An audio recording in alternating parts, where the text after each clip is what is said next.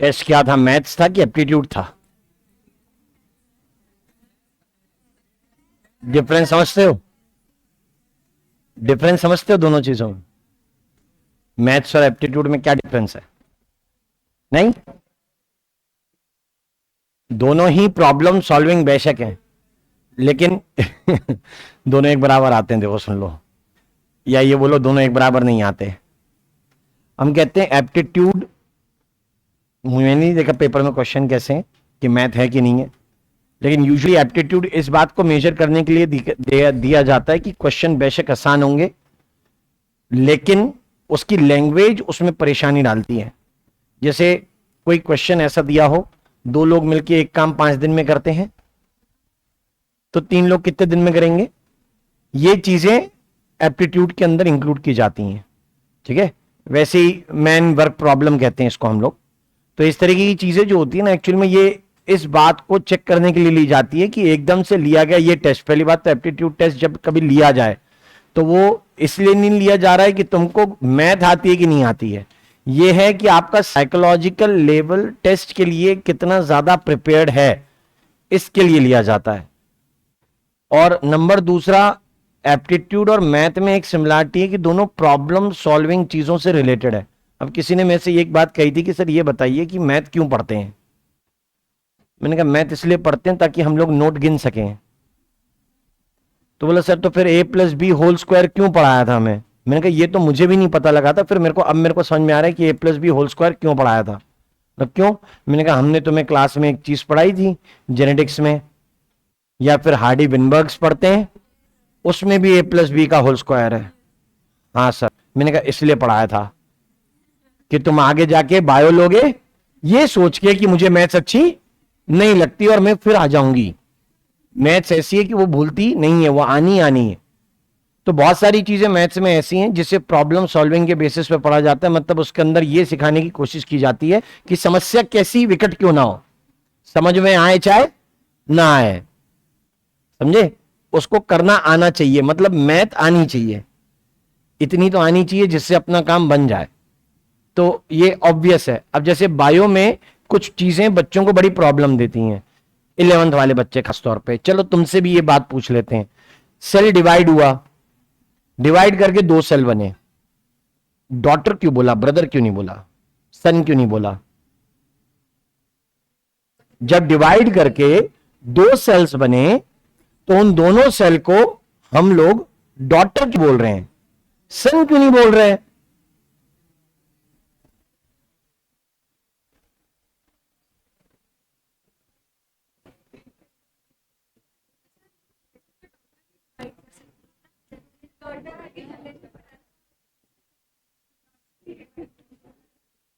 अब आधे तो ये सोच रहे होंगे हमने तो ऐसे ही पढ़ा था बस है, ठीक है। ये अपने आप में एक टिपिकल चीज है, जिसने ये नाम रखा होगा तो किसी मतलब से रखा होगा। ये नहीं कि ऐसे ही बेसिर पैर की बात कह के उसने नाम रख दिया और बोला हमने लिख दिया अब तुम पढ़ो, नहीं पढ़ोगे गोली मार दी जाएगी, ऐसा तो है नहीं। तो इसका मतलब ये कि उस चीज का कोई पर्पस रहा होगा तब जाके उसका नाम जो है वो डॉटर सेल का है, ठीक है। या जैसे क्रोमोसोम में 2 क्रोमेटिड जुड़े रहते हैं तो उन्हें सिस्टर क्रोमेटिड कहते हैं, ब्रदर नहीं बोलते। सिस्टर ही जुड़ी हुई हो सकती है, ब्रदर नहीं जुड़े हुए हो सकते, मतलब ये तो घोर अन्याय है लड़कों के साथ में। तो यानी ये चीजें कहीं ना कहीं आपस में रिलेट करती हैं इस बात को लेके कि किसी चीज का नाम अगर दिया है तो पर्पसफुली है। वैसे अगर किसी ने मैथ की जैसी चीज भी बनाई थी तो इस पर्पस पे बनाई थी कि आप उसको देख के समझने की कोशिश करें कि प्रॉब्लम भी ऐसी होती है, x² + y² + 2ax xyz करके पता नहीं क्या, तो भी फिर उसके बाद हम उसको सॉल्व करते हैं, उसके बाद हमें लगता है हमें अच्छा लगा, it gives you a confidence. अब ये एप्टीट्यूड टेस्ट है कि इसका रिजल्ट आएगा, रिजल्ट आने के बेसिस पे उसमें हो जाएगा एक असेसमेंट, ठीक है। कैसा असेसमेंट? ये नहीं कि नीट में होगा कि नहीं होगा, ठीक है, ये कि बच्चे की न्यूमेरिकल एबिलिटी कैसी है, ये कि बच्चे ने कुछ पर्टिकुलर सवाल हैं जो अलग अलग लेवल पे दिए हुए हैं, उन बच्चों ने कैसे उसको सॉल्व किया है। तो मतलब categorisation of student can be made on the basis of such aptitude test, यही है फिल्टर करना किसी तरीके से कि बच्चे में, इस बच्चे में दूसरे बच्चे से क्या अलग है, या इतने सारे बच्चे हैं उनमें क्या क्या चीजें अलग हो जाती हैं। कितने बच्चे न्यूमेरिकल एबिलिटी पे बढ़िया हैं, कुछ नहीं होते हैं, कुछ होते हैं। अब जैसे हमारे एक स्टूडेंट है, उसने कभी बचपन में वो पढ़ी थी अबेकस। तो अबेकस वाले क्या करते हैं, गिनतियां जब करते हैं, आप टेबल वेबल करते हैं ना, तो पता नहीं ऐसे तो भी उंगली उंगली हिलाते हैं, पता नहीं ऐसे किया ऐसे किया। हमें क्वेश्चन करवा रहे तो बड़ा नॉर्मल सा क्वेश्चन था, 1/2 इंटू 2/4 इंटू 1/2। उसके लिए भी उसने उंगली घुमा दी। मैंने कहा भाई इसमें क्या कर रही है? बोला sir just I am habituated. तो फिजिक्स के टीचर उसके लिए ये बोलते थे कि फिजिक्स के क्वेश्चन से उसको कोई मतलब नहीं है, वो इंतजार करती है कि फिजिक्स का टीचर केवल बोर्ड पे लिख दे कि 0.802 इंटू 0.301 इंटू 239/273। बस मैंने ये लिखा और उसका आंसर आया। इससे पहले का उसको नहीं आता, इसके बाद का आता। मतलब कैलकुलेशन में वो फास्टर है, कैलकुलेशन उसकी बढ़िया है, फास्ट है, लेकिन ऊपर जो लैंग्वेज लिखी है क्वेश्चन की, उसकी अंडरस्टैंडिंग उसको उतनी खास नहीं थी। लेकिन एक अच्छी चीज ये थी कि अगर कुछ उसको आ गया फिजिक्स में बाई चांस, उसमें उसके कैलकुलेशन मिस्टेक नहीं होते। मतलब करने हमने पूरे क्वेश्चन है नहीं, और न्यूमेरिकल जो करने उसमें हमारे मिस्टेक्स नहीं आएंगी, हम लोग न्यूमेरिकल मिस्टेक्स नहीं करेंगे। तो वो देखो, ये डिफरेंस है। मैंने बोला ना, एक होता है प्रॉब्लम को समझना, दूसरा होता है उसको सही से सॉल्व करना।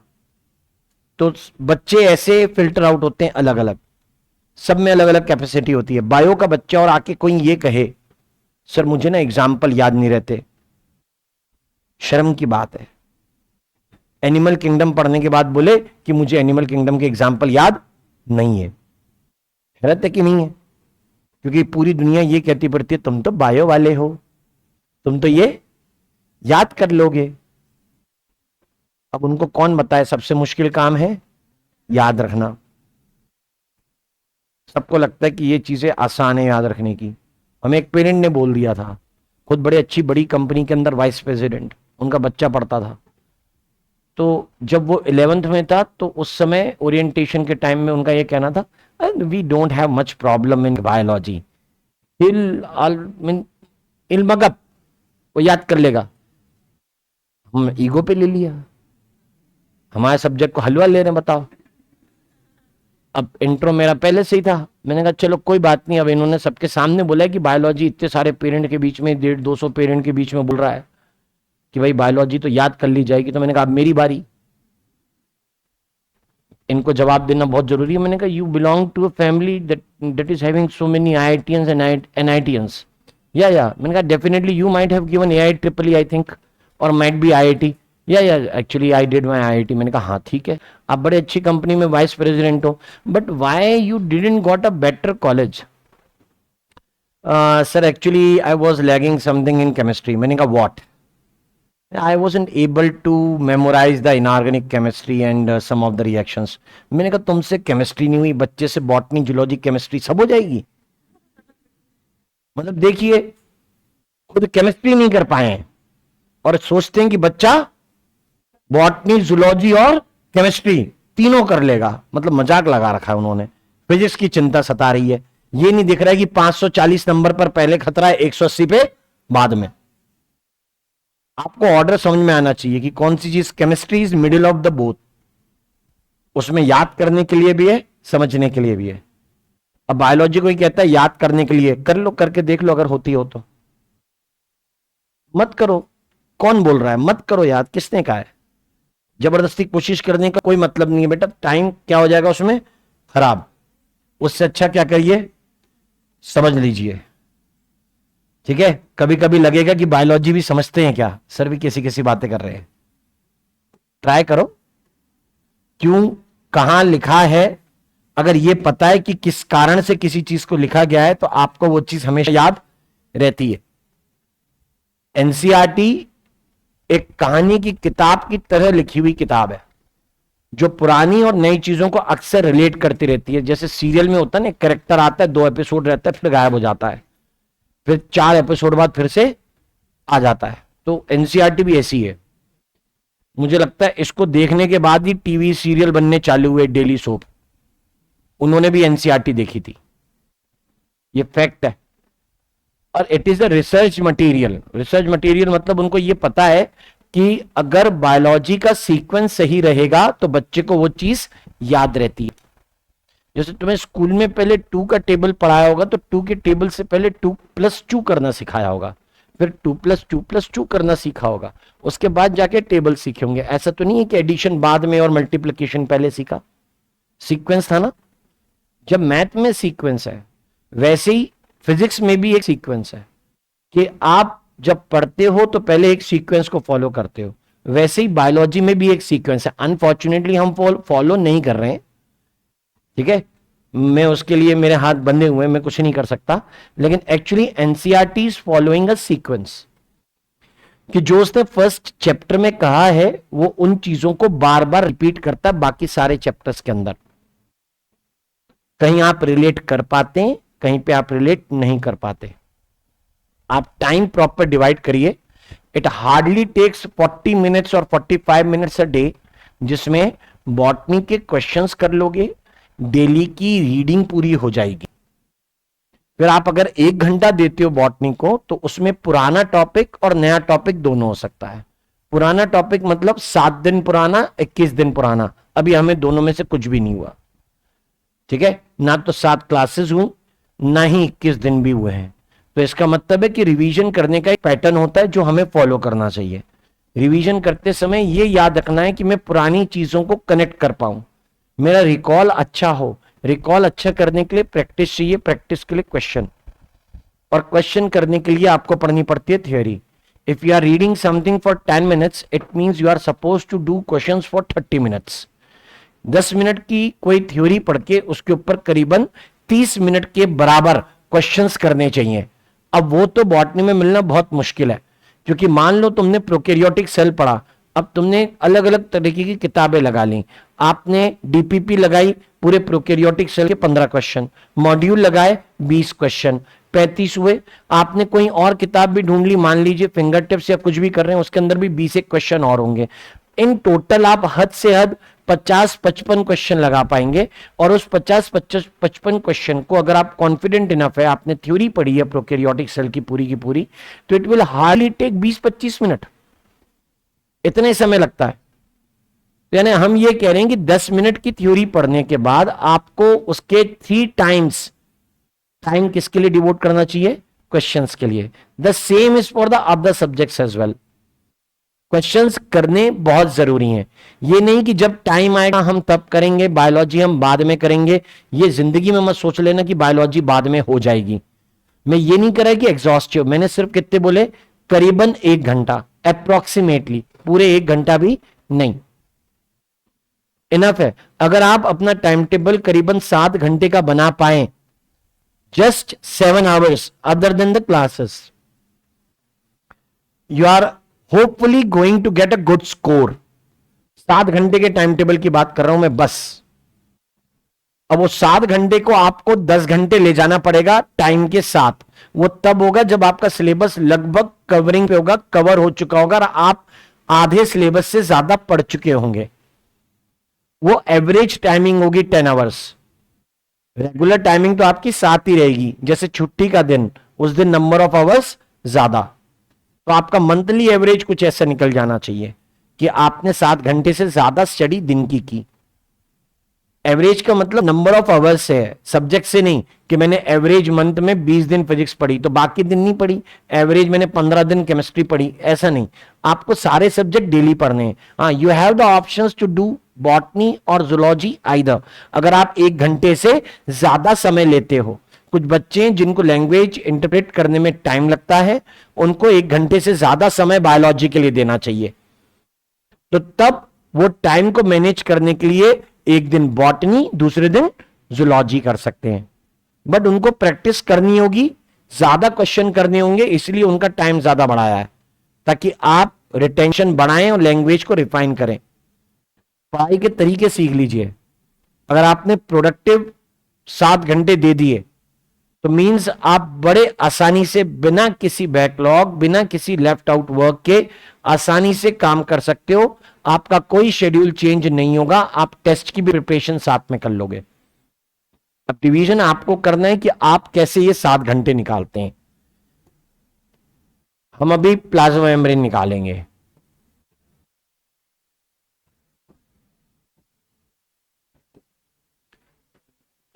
बात ऐसी है कि cytoplasm we have learned in the previous classes as a semi fluid matrix prokaryote cell में, और ओवरव्यू ऑफ द सेल के अंदर हम लोगों ने लिखा था that cytoplasm is main arena of cellular activities.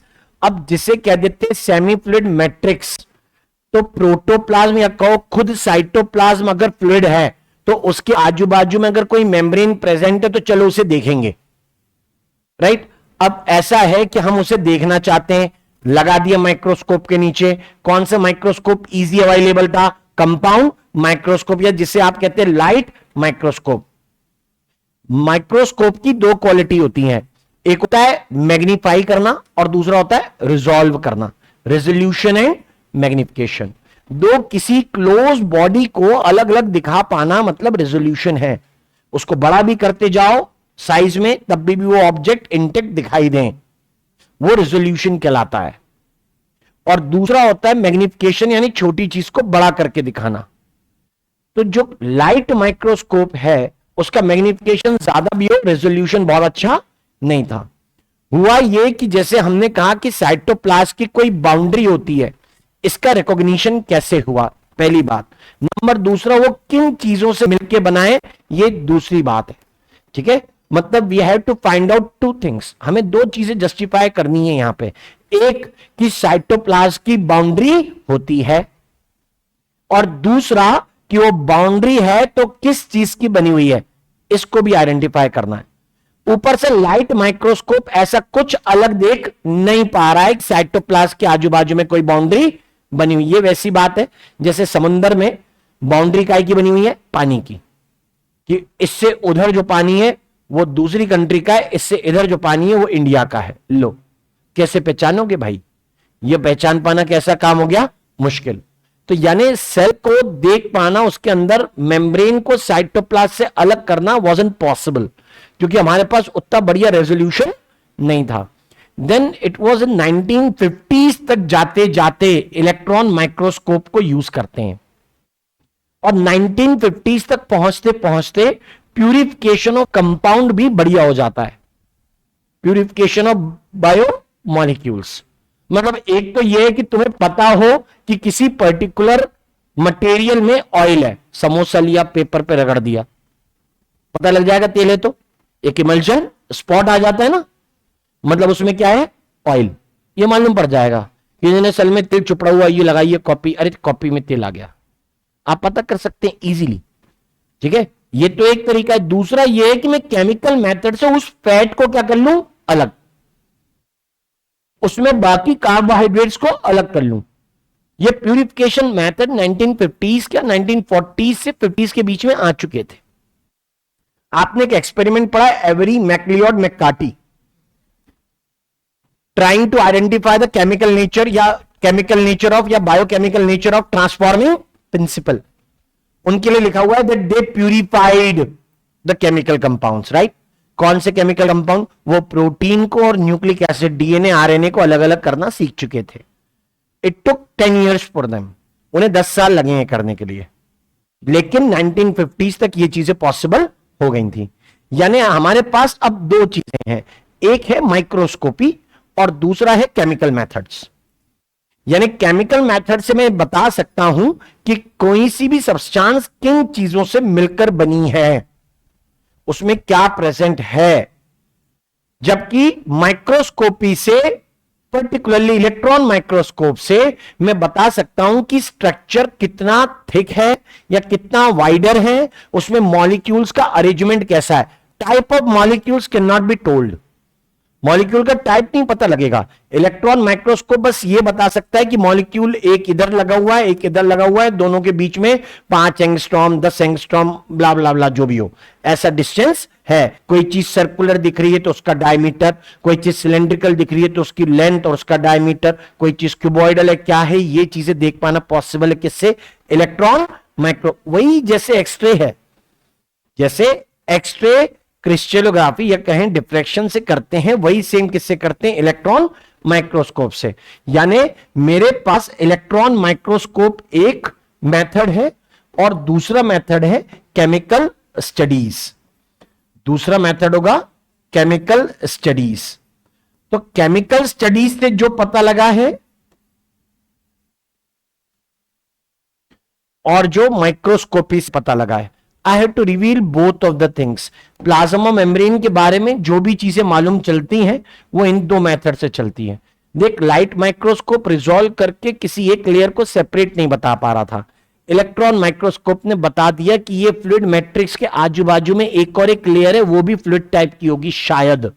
Electron microscope नहीं बता सकता कि वो फ्लूइड है या नहीं है, बस उसने इतना कह दिया अंदर पानी, बाहर थोड़ा सा गाढ़ा पानी, बस। राइट? इस बेसिस पे जो कवरिंग बनी वो माइक्रोस्कोप के बेसिस पे तो एविडेंट है कि यहां कवरिंग है। इसको आप लिखेंगे अल्ट्रा स्ट्रक्चर। जो हमें इलेक्ट्रॉन माइक्रोस्कोप से पता लगेगा वो उसके अल्ट्रा स्ट्रक्चर के बारे में। अल्ट्रा स्ट्रक्चर बताता है दैट मेम्ब्रेन इज ट्राइलैमेलर। उसकी कितनी लेयर्स होंगी? 3। And somewhere 70 to 75 angstrom in width.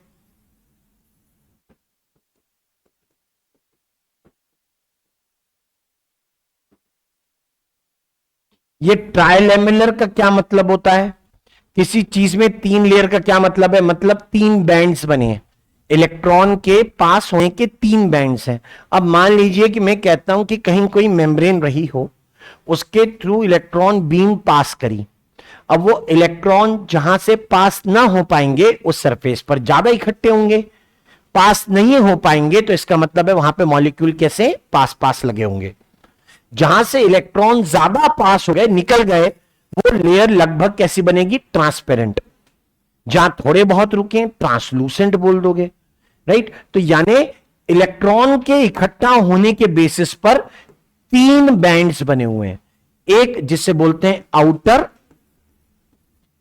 Dense electron layer, एक है इनर डेंस इलेक्ट्रॉन लेयर, और एक बीच में थी मिडिल लगभग ट्रांसपेरेंट इलेक्ट्रॉन लेयर। मतलब बीच से कैसी है? खाली। साइज बताते हैं that it is somewhere around 20-35 सब एंगस्ट्रॉम में। 70 से 75 एंगस्ट्रॉम की थिकनेस है, ऐसा कुछ मेंशन किया है। ये किससे पता लगा? इलेक्ट्रॉन माइक्रोस्कोपी से। केमिकल नहीं पता लगा, ये नहीं मालूम कि किस चीज से बने, किस कारण से ट्राइलैमेलर है ये भी मालूम नहीं है। अभी मुझे ऐसे मॉडल चाहिए रहेंगे जो केमिकल नेचर को भी बताएं। अब केमिकल नेचर को, जैसे मैंने कहा ना, किसी चीज में फैट है तो बोला समोसे में फैट क्यों है? अरे तेल में तले थे भाई, तो तेल तो हो गई, यानी जो जिस चीज में बना है उसके जैसा हो गया। आई बात समझ में? यानी उसके लिए कोई ना कोई एफिनिटी दिखाता होगा, ये ऑब्वियस सी बात। अब इसका मतलब क्या है, जरा इसको रिलेट करते हैं। जैसे सेल के ऊपर मेम्ब्रेन है, वैसे आपके और मेरे ऊपर स्किन। अगर मैं खुद एक सेल हूं तो मेरी स्किन किसको रिप्रेजेंट करेगी? मेम्ब्रेन को। राइट? यानी मेरे स्किन के ऊपर जो बिहेवियर आएगा वो बिहेवियर कौन शो करता होगा? सेल की membrane.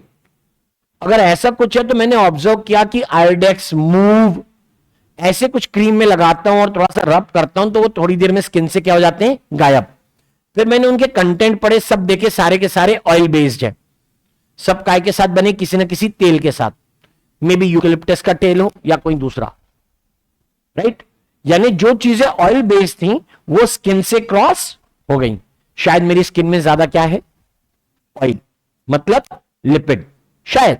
I am not very sure about it. लेकिन लिपिड पानी में तो नहीं मिलता ना, ठीक है? इसका मतलब है पानी जैसी नहीं है मेरी स्किन। इट्स नॉट हाइड्रोफिलिक, वो कुछ ऐसी है। अगर ऐसा होता, स्किन हाइड्रोफिलिक होती, पानी उससे आसानी से जाता तो बेचारा आदमी तैरने के लिए जाता, कूदता 60 किलो का, बाहर 90 किलो का आता। क्या हुआ? बोला पानी चला गया अंदर है। आदमी ना हुआ मोबाइल फोन हो गया, कि पानी भर जाए स्पंज का टुकड़ा हो गया, ऐसा नहीं हो रहा ना। यानी आप ये कह रहे हैं कि दैट मेम्ब्रेन जो है वो शायद लिपिड से बनी हुई है, इसलिए लिपिड सॉल्युबल सब्सटेंसेस उससे क्रॉस हो जाते हैं। ठीक है, तो ये केमिकल नेचर के बेसिस पे हम उसके फंक्शन को एक्सप्लेन करने की कोशिश करते हैं, या ये करिए कि हम तुक्का मार रहे हैं कि मेम्ब्रेन में क्या क्या प्रेजेंट है। केस नंबर 2, हम किसी चीज को खाते हैं, डाइजेशन होता है, डाइजेशन के बाद में न्यूट्रिएंट्स एब्जॉर्ब हो जाते हैं, ग्लूकोज वाटर सॉल्युबल लेकिन एब्जॉर्ब होगा, विटामिन होते हैं जैसे कौन से, सी, वो भी क्या हो जाता है, एब्जॉर्ब। यानी आप ये कह रहे हैं कि वाटर सॉल्युबल चीजें बॉडी में एब्जॉर्ब कैसे हो गई, जबकि हमने तो कहा कि स्किन की सरफेस कैसी है, लिपिड की बनी हुई। इसका मतलब है इस लिपिड के बीच में कोई ऐसा रास्ता है या ऐसा नेचर है जिसके बेसिस पे हाइड्रोफिलिक सब्सटेंसेस और इवन खुद वाटर भी क्रॉस हो सकता है। अब अपने को पसीना आया तो पानी बाहर आया ना, उसके साथ में सॉल्ट भी है, सॉल्ट कैसा, हाइड्रोफिलिक। तो यानी इसका मतलब यह हुआ कि मेम्ब्रेन में लिपिड भी है और कुछ ऐसा भी है जो वाटर को फेवर कर सकता है। ठीक है, नंबर 2, हमने कहा सेल तो फैल रहे हैं यानी स्ट्रेच कर रहे हैं। ठीक है, अगर सेल स्ट्रेच कर रहे हैं तो वो स्ट्रेच तब हो सकते हैं जब उसमें किसी की इलास्टिसिटी होती हो। हमने ऐसा नेचर प्रोटीन के लिए पढ़ा था कि प्रोटीन इलास्टिसिटी प्रोवाइड करता है, जैसे मसल है ना, कॉन्ट्रैक्ट होती है, रिलैक्स होती है। तो यानी इसका मतलब है मेम्ब्रेन में प्रोटीन के जैसी भी कुछ चीजें हो सकती हैं। तो सजेशन है कि मेम्ब्रेन में लिपिड है अकेला, कुछ लोग बोलते नहीं मेम्ब्रेन में अकेला लिपिड नहीं है, लिपिड और प्रोटीन दोनों है। मैं उस मॉडल को बिल्कुल सही मानूंगा जो मेम्ब्रेन की ट्राइलेमुलर नेचर को और मेम्ब्रेन के अंदर प्रेजेंट केमिकल कंपाउंड को सेटिस्फैक्टरली एक्सप्लेन कर दे कि मेम्ब्रेन जिस तरीके का फंक्शन करती है वो केमिकल कंपाउंड्स जो मेम्ब्रेन को बनाते हैं उसके बेसिस पे अगर कोई एक्सप्लेन कर दे तो मैं उस मॉडल को सही मान लूं। प्लस वही मॉडल किसको भी बताता हूं, माइक्रोस्कोपी से देखी गई ट्राइलेमुलर को भी। यानी एविडेंस बेस्ड है ना, कोरिलेट होना चाहिए। मैं कुछ भी बोलूं अगर वो इससे कोरिलेट नहीं होगा तो मॉडल सही नहीं है। ठीक है, मैं बोलूं मेम्ब्रेन लिपिड की एक लेयर से बना है, ये क्या कह रही है, कितनी लेयर है, 3। अब वो लिपिड की नहीं है, वो बात की बात है। या तो मैं ये कहूं कि लिपिड की 3 लेयर है, ठीक है, मुझे उस बात को एक्सप्लेन करने लायक होना चाहिए। तो जो मॉडल बहुत बढ़िया चला है, केमिकल स्टडीज ने जो रिवील किया उसके बारे में देखो। तो केमिकल स्टडीज क्या कहती हैं वो सुनना। केमिकल स्टडीज बताती हैं to state membrane is composed of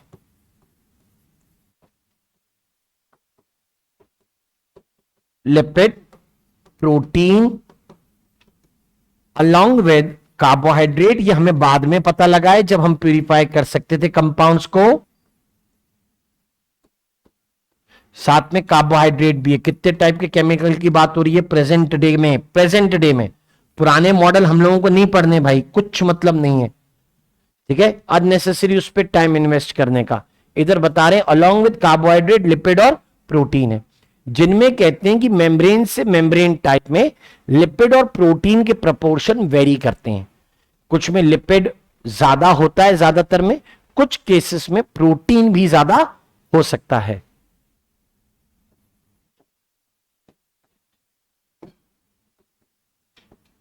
where proportion of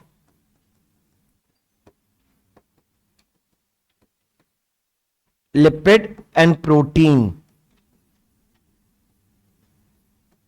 vary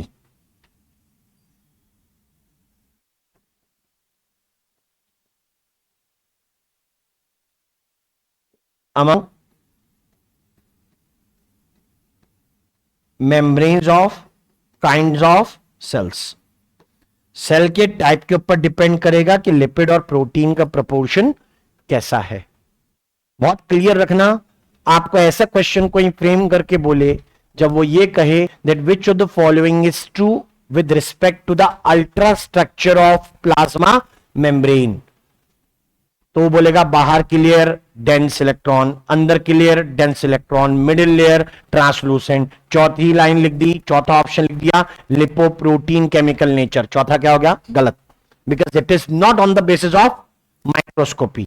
microscopy के बेसिस पर लिपिड और प्रोटीन का कुछ भी आता पता नहीं है। याद रखिएगा, क्वेश्चन बहुत क्लियर कट बनता है, इसलिए दो साइड में कर दिया कि अल्ट्रा स्ट्रक्चर का बेसिस एंड केमिकल बेसिस, ये तीन चीजें, सॉरी दो चीजें सामने सामने कंपेयर। प्रेजेंट में जो मॉडल सबसे बढ़िया एक्सेप्टेड है उसका नाम है फ्लूइड मोजाइक मॉडल। चलो ये बताओ, मैटर कितने टाइप का होता है? कौन बताएगा भाई? मैटर कितने टाइप का होता है? मैटर सॉलिड, लिक्विड और गैस, चार होता है? 5, 8, 12?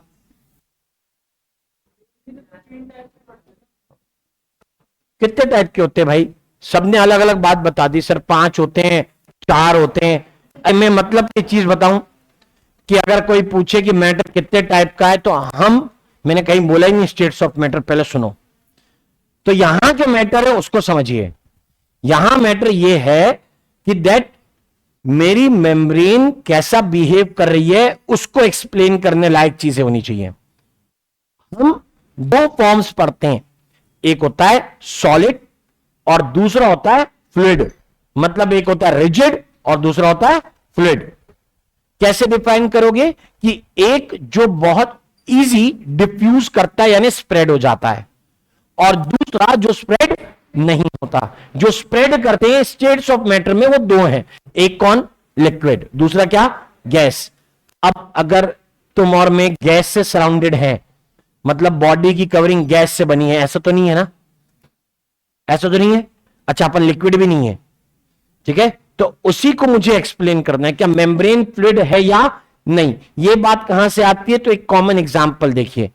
एक हमने ये कहा कि किसी पर्सन को किसी रीजन से कोई टीका लग गया, इंजेक्शन, ठीक है? निडल अंदर गई, निडल वापस बाहर आई दवाई को छोड़कर, लेकिन कुछ और वापस बाहर नहीं आता। It means what ever is going inside the membrane, membrane के अंदर कुछ गया, होल करके गया था, लेकिन वो होल इतनी जल्दी फास्टर हील अप हो गया कि वहां पर कोई भी छेद बाकी नहीं है, सेल के अंदर की चीज बाहर नहीं आ रही है।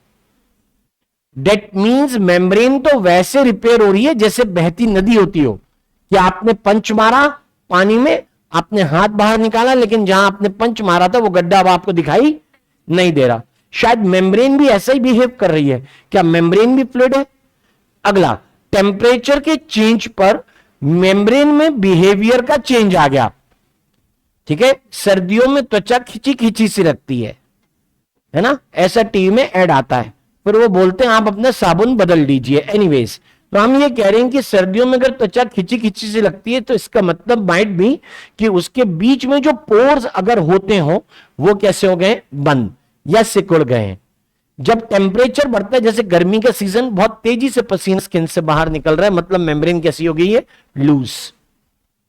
ये तो सारे वही कैरेक्टर लग रहे हैं जो कोई फ्लूइड शो करता है, कि टेम्परेचर बढ़ने पर फैलना, टेम्परेचर घटने पर सिकुड़ना। शायद मेम्ब्रेन फ्लूइड इन नेचर है। अच्छा, जो फ्लूइड इन नेचर होता है वो सिमेट्रिकल नहीं हो सकता, यानी आप पानी का शेप तब तक बता सकते हो जब तक कोई इस बोतल में है। अगर यही पानी बोतल से नीचे गिर जाए तो इसका मतलब है कि आप उस पानी का शेप बताने के लिए कैपेबल नहीं हो, यानी लॉस्ट इट्स सिमेट्री, उसने अपना शेप छोड़ दिया। और जब उसने अपना शेप छोड़ दिया तो इसका मतलब आप ये बात कहते हैं कि दैट अगर फ्लूइड नेचर किसी का होता है तो वो कैसा होना चाहिए? ए सिमेट्रिकल। अब यही हमें कंफर्म करना है, क्या वाकई में इस तरीके की चीजें थी या नहीं थी। हमें सबसे सूटेबल ऑब्जेक्ट जो पढ़ने के लिए मिला वो है आरबीसी। आरबीसी इसलिए लिया गया है क्योंकि वहां पे ना कोई डिस्ट्रैक्शन नहीं है, वहां पर आरबीसी की प्लाज्मा मेम्ब्रेन के अलावा कोई और मेम्ब्रेन नहीं होती, कोई ऑर्गेनल है ही नहीं, इसलिए कोई और मेम्ब्रेन नहीं है। तो we have selected the RBC for the study of the structure of plasma membrane, हमें वो बेटर लगता है। और तब हमने उस मेम्ब्रेन को देखा कि मेम्ब्रेन के कोई से भी साइड एक जैसे या सेम दिखाई नहीं पड़ते, मतलब वो क्या हो गई? एसिमेट्रिकल। और एसिमेट्रिकल कौन होते हैं? फ्लूइड। मतलब आप मेम्ब्रेन के कहीं से भी पीसेस करिए, ऊपर और नीचे का, दाएं और बाएं का पीस कभी भी सेम नहीं निकलेगा, वो एसिमेट्रिकल है। तो ये सारी चीजें एक्सप्लेन करने के लिए सिंगर एंड निकलसन 1972 का model singer and Nicolson fluid Mosaic model है। और ये मॉडल हमें बेटर लगता है क्योंकि ये सारी वो चीजें एक्सप्लेन करता है जो केमिकल प्रॉपर्टीज में आ रही हैं, प्लस यहां माइक्रोस्कोपिक एविडेंस में आ रही हैं। They have explained everything clearly, उसको समझिए।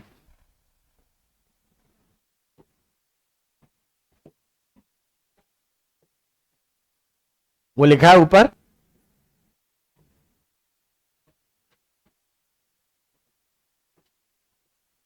see this most acceptable model,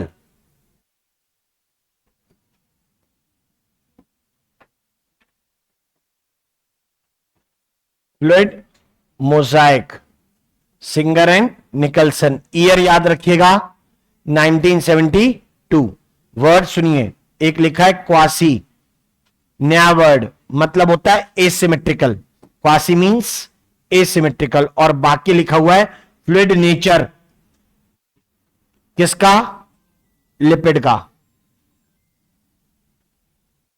nature किसका है? लिपिड टाइप का, सॉरी फ्लूइड टाइप का, that is of lipid, remember this. And the lateral movement of proteins with in the overall bilayer, इसको उन्होंने define किया है फ्लूइडिटी। अगर वो इसको पूरा डिफाइन करते हैं तो इसका मीनिंग क्या है वो हमें निकालना है। सारी चीजें एक्सप्लेन हो जाएगी, what lipid is doing, what protein is doing and where the carbohydrates located. ये केमिकल कंपोजिशन को भी एक्सप्लेन करते हैं प्लस स्ट्रक्चर को भी। यानी आप कह सकते हो कि दैट इन्होंने जो प्रोवाइड किया है वो स्ट्रक्चरल ऑर्गेनाइजेशन के फॉर्म, या कहो मॉलिक्यूलर ऑर्गेनाइजेशन बताया। मॉलिक्यूलर ऑर्गेनाइजेशन का मतलब हुआ जिसमें केमिकल कंपोजिशन भी है और उसका स्ट्रक्चरल कंपोजिशन भी आता है, दोनों बातें आ जाती हैं। ये सबसे सही है। Studied on RBC. अब क्या देखें इसके बारे में, थोड़ा सा हम पहले एक बार बैक्टीरियल सेल के रिगार्ड में पढ़ चुके हैं। आरबीसी के लिए मैं कहता हूं कि दैट ये बाइकॉनकेव डिस्क है जिसको हमने रखा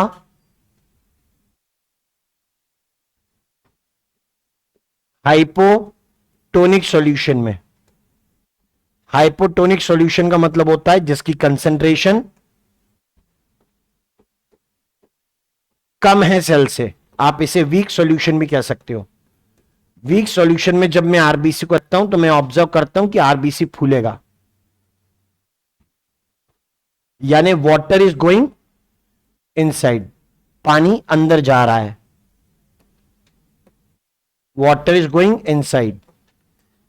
लेकिन अंदर जाते हुए पानी को रोकने वाला कोई भी नहीं है। Ultimately I have observe that membrane got ruptured. Membrane के क्या हो गए? टुकड़े, मेम्ब्रेन के टुकड़े हो जाते हैं।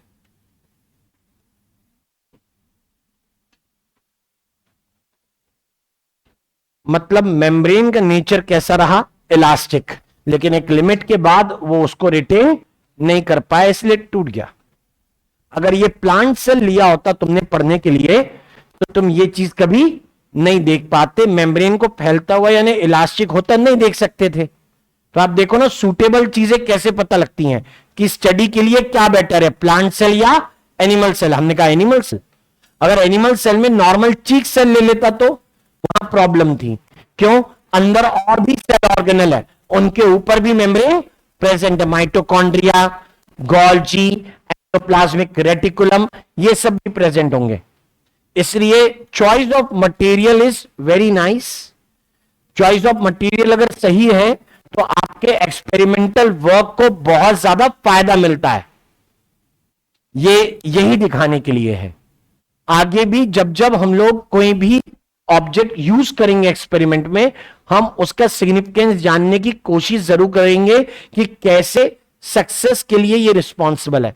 जैसे लोग पढ़ते हैं how garden pea is useful in Mendel's work, उसने कुछ और पढ़ा होता तो क्या होता, हम मेंडल को नहीं पढ़ रहे होते, सीधी बात। ठीक है, पढ़े तो थे उसने दूसरी चीजें, सक्सेस नहीं मिली।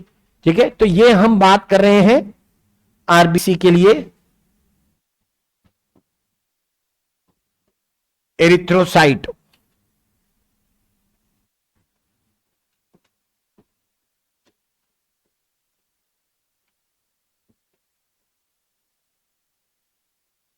right? The most suitable thing that we are going to have, human RBC या erythrocytes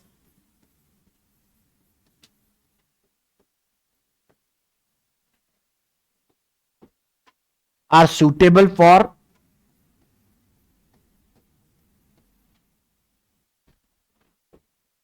the study of membrane composition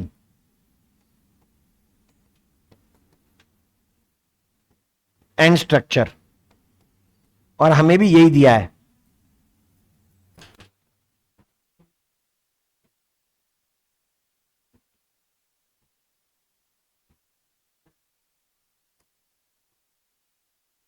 किसी नीचे किसकी क्लास है?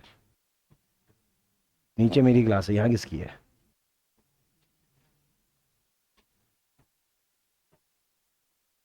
पढ़ाया नहीं कुछ भी। रुक जा 10 मिनट।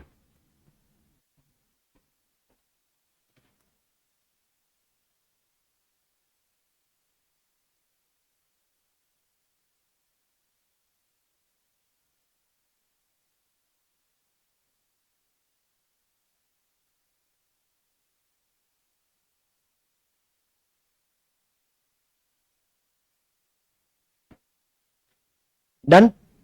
अब सुनो कि हमने आरबीसीज को लिया, ये पढ़ने की कोशिश करते मैंने आपसे एक बात बताई कि हमें क्या डिफाइन करना पड़ेगा। इन्होंने एक वर्ड यूज किया है और दूसरा लिखा है ये क्वासी, मतलब एसिमेट्रिकल। सब्जेक्ट में प्राइमरी लैंग्वेज है, सब्जेक्ट खुद सेकेंडरी है। अगर लैंग्वेज समझ में आएगी सब्जेक्ट याद रहेगा, लैंग्वेज समझ में नहीं आएगी फिर भी उसको याद करने की तुम कोशिश कर रहे हो तो बहुत बड़ी गलती कर रहे हो, नहीं रख पाओगे। अपनी लैंग्वेज की चीज जल्दी याद होती है कि नहीं है, सिंपल है। खैर अभी ये बात कहते हैं कि अगर ये सारी चीज उसने लिखी तो हम ये मेंशन कर रहे हैं कि दैट मैटर कैसा है, दो मैटर दो टाइप के हैं। हम लोग कहते हैं एक मैटर कैसा होगा, फ्लूइड, और दूसरा मैटर है रिजिड, जिसको आप लिख सकते हो सॉलिड। यहां फ्लूइड से मेरे को जिस चीज से मतलब ये है क्या, दैट फ्लो, जो फ्लो करता हो उसे क्या बोला जाएगा, फ्लूइड। और जो फ्लो करता है इसका मतलब है to flow means to diffuse, जो क्या करता है डिफ्यूज, वर्ड याद रहेगा। डिफ्यूजन मतलब क्या करना, फ्लो करना। कौन डिफ्यूजन करता है, आपने परफ्यूम लिया, बॉटल स्प्रे करी, स्मेल आ रही है पूरी जगह फ्रेग्रेंस, तो इसका मतलब क्या हुआ है, डिफ्यूजन। आपके बॉडी में एल्वेलाई के बीच में और ब्लड, ये गैसियस एक्सचेंज करने के लिए क्या करते हैं, डिफ्यूजन। डिफ्यूजन वो फिनोमेना है जिसमें पार्टिकल अपने ज्यादा अमाउंट यानी कंसेंट्रेशन से अपने कम अमाउंट, या गैस हुई तो अपने ज्यादा प्रेशर से अपने कम प्रेशर वाली साइड पर मूव करते हैं। इसी को हम लोग क्या बोलते हैं, डिफ्यूजन। कॉमन एग्जाम्पल पढ़े जाते हैं कि पानी का गिलास है, उसमें आपने 2 ड्रॉप इंक डाली, पूरा का पूरा गिलास क्या हो गया, कलर्ड। ये एग्जाम्पल है किसका, डिफ्यूजन का। नॉर्मली हम लोग लिक्विड और सॉलिड को लिक्विड और गैसेस को डिफ्यूजन करते पढ़ते हैं। कुछ केसेस में सॉलिड भी डिफ्यूजन करेगा, बशर्ते वो अपना खुद का स्टेट ऑफ मैटर क्या कर दे, चेंज। उसे क्या बदलना होगा, जैसे आप नमक डालो पानी में, चीनी डालो पानी में, तो अगर अपनी स्टेट चेंज कर लेगा तो डिफ्यूज होगा, अगर स्टेट चेंज नहीं करेगा तो डिफ्यूज नहीं होता। खैर हम तो उसको ले ही नहीं रहे, हम तो उनको साइड में रख रहे हैं। हम तो ये बोल रहे हैं डेट फ्लोज या टू डिफ्यूज। वर्ड क्लियर है, जो क्या करते हैं, डिफ्यूज। डिफ्यूज का मतलब है मूवमेंट फ्रॉम हाई कंसंट्रेशन, या लिखूंगा मैं एनर्जी, या लिखूंगा मैं प्रेशर, डिपेंड करता है कि कैसे पार्टिकल्स हैं। टू लो कंसंट्रेशन, वही सेम बात फिर से रिपीट, एनर्जी नहीं तो प्रेशर।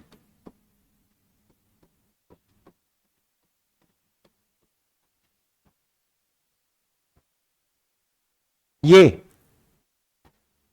तो जब ऐसा कुछ मैंने मेंशन करा कि movement from high concentration to lower concentration, इसको डिफ्यूज करना अगर हम लोग कहते हैं, क्या लिखा है यहां पे? मूवमेंट। पीछे वर्ड देख ले बेटा, ये लिखा है क्या यहां पर? लेटरल। यहां पे कौन सा मूवमेंट लिखा है? लेटरल। हमें इतनी लाइन एक्सप्लेन करनी है, अपना काम डन। अपने को इससे ज्यादा कुछ करना ही नहीं, अपने लिए आसानी है। लेटरल मतलब वन साइड, ऐसे चल रहे, लेटरल है ये लेटरल होगा। अगर ये लेटरल है तो इसका मतलब अगर मैं यहां से यहां हो जाऊं तो उसे क्या बोलूंगा? ट्रांसवर्स। वो क्या हो जाएगा? Flip flop. It's just like कि दैट आप ये मान लें कि कोई बंदा वहां लास्ट सीट पे बैठा है, वहां से उठ के आए यहां बैठ जाए, तो उसको मैं क्या बोलूंगा? लेटरल। कोई यहां से उठे वहां चले जाए, वहां वाला उठ के इधर आ जाए, इसे क्या बोलेंगे? ट्रांसवर्स। राइट। तो अब बात यह कि क्या मेम्ब्रेन में इस तरीके की उठापटक होती है? ये चीज अगर कोई एक्सप्लेन कर देता तो वो फ्लूइडिटी। ये कह रहे मेम्ब्रेन एसिमेट्रिकल क्यों है? मतलब ये वैसी बात है जैसे मैं पानी में पैर डाल के बैठा हूं, नदी बह रही है, जो पानी मेरे को टच करके चला गया वो वापस नहीं आएगा, क्योंकि वो क्या है? फ्लोइंग। वो तो कहीं और पहुंच गया है।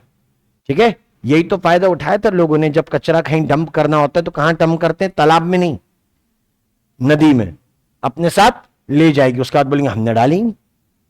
क्यों? क्योंकि नदी बह गई, अपने साथ सबको ले गई। तो अगर कोई ये कहता है कि that there is a flow, यानी वहां पे कोई मूवमेंट है, तो उसके दो डायरेक्शन बताए गए हैं, एक है लेटरल और दूसरा क्या है? ट्रांसवर्स। यहां किसके बारे में लिखा है? लेटरल। और मेंशन करते हैं मेम्ब्रेन में लिपिड है, लिपिड के साथ में क्या है? प्रोटीन। और वो कहते हैं कि लिपिड जब मूव होता है तो उसके साथ में कौन मूव हो रहा है? प्रोटीन। ये बिल्कुल सही बात तो है। नदी बह रही है तो अपने साथ में दूसरे कचरे को भी तो ले जा रही है। मैं ये नहीं कह रहा प्रोटीन कचरा है, मैं जस्ट एक एग्जांपल ले रहा हूं। ठीक है। बोट अगर कोई न चलाए तो बोट बहेगी ना साथ में, तो ये प्रोटीन की बात है। ठीक, क्लियर? तो नदी एक साथ वैसे शायद दो डायरेक्शन में चलती है। यहां पे नदी के जैसी चीज कौन है? लिपिड। एक ऐसे और दूसरा वो सीधी नहीं चल रही होती, वो कैसे चल रही होती? उस तरफ भी चल रही होती है, यानी अक्रॉस, और एक है अलोंग। तो एक लेटरल मूवमेंट होगा और दूसरा ट्रांसवर्स। ये दो तरीके के मूवमेंट मेम्ब्रेन के अंदर देखने को मिलते हैं। अगर मेम्ब्रेन क्या होगी? फ्लूइड। और अगर वो फ्लूइड होगी तो कैसी होगी? एसिमेट्रिकल। हम इन्हीं लाइनों को कंफर्म कर रहे हैं। एक बात तो ये हो गया फ्लो वाला, वन, ये हो गया मूवमेंट। और अगर कोई चीज फ्लो कर रही है, इसका मतलब उसे क्या हो जाना चाहिए? Have to be a symmetrical. पुराने मॉडल ने लिपिड और प्रोटीन दोनों के होने की बात बता दी थी, लेकिन वो लोग ये प्रूफ नहीं कर पाए कि मेम्ब्रेन एसिमेट्रिकल क्यों है। तो जब मेम्ब्रेन एसिमेट्रिकल है ऐसी बात आई, तो उसको प्रूफ करने के लिए बोला कि मेम्ब्रेन एक्चुअली फ्लूइड है। सुनो ध्यान से क्या किया है। मेम्ब्रेन के टुकड़े हो गए थे, टुकड़ों को एग्जामिन करते हैं, बोलते हैं no two pieces are of same type. इसका मतलब मेम्ब्रेन क्या हुई? एसिमेट्रिकल। तो फिर बात ये हुई कि मेम्ब्रेन एसिमेट्रिकल क्यों है? तो इन्होंने बोला कि मेम्ब्रेन फ्लूइड है, वो कैसी होती रहती है? चेंज, हमेशा सेम नहीं रहती।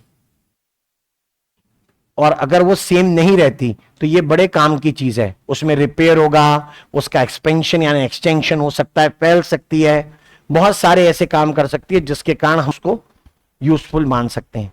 वो सारी प्रॉपर्टी देखो, किसी चीज में अगर कोई फ्लूइड है, मान लो यहां नदी है, तो मैं उससे किसी चीज को क्रॉस करवा सकता हूं? पॉसिबल है। मान ले दीवार जैसी कोई रिजिड है, मैं उससे किसी चीज को क्रॉस करवा सकता हूं क्या? नहीं। That's it. नदी है, तुम तैर के पार कर सकते हो। दीवार है, तुम तैर के पार कर सकते हो क्या?